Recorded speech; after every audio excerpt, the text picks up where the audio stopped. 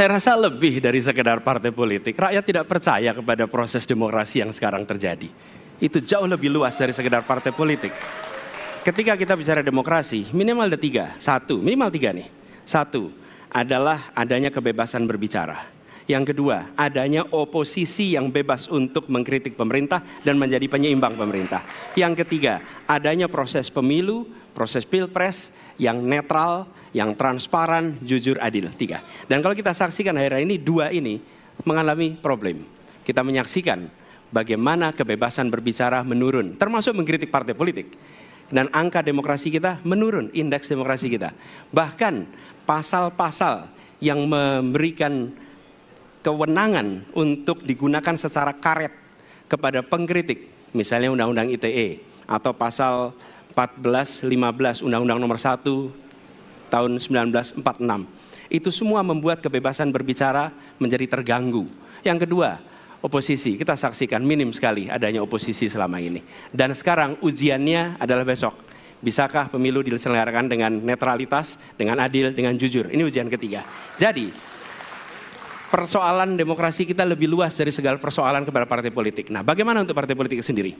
Partai politik perlu mengembalikan kepercayaan. Tapi di sini ada peran negara.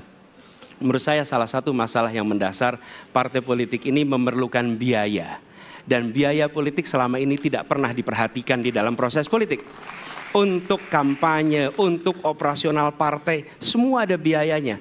Sudah saatnya pembiayaan politik itu dihitung dengan benar. Ada transparansi, sehingga rakyat pun melihat ini institusi yang bisa dipertanggungjawabkan. Jadi salah satu reformnya adalah reform pembiayaan politik oleh partai politik. Terima kasih. Baik. Waktu sudah habis, terima kasih. Kini kami persilakan calon presiden nomor urut 2 untuk menanggapi jawaban calon presiden nomor urut 1. Waktunya 1 menit, dimulai dari sekarang. Mas Anies.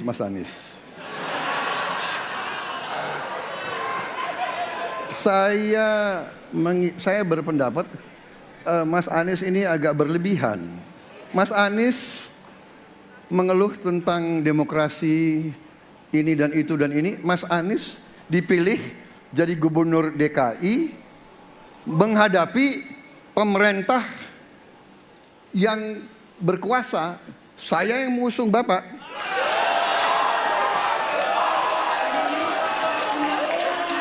Kalau demokrasi kita tidak berjalan, tidak mungkin Anda jadi gubernur.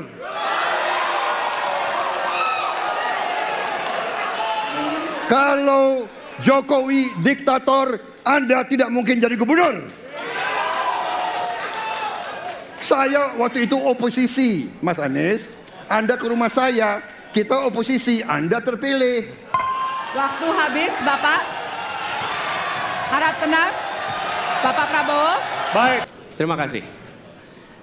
Ketika kita menghadapi sebuah proses demokrasi, di situ ada pemerintah dan ada oposisi. Dua-duanya sama terhormat.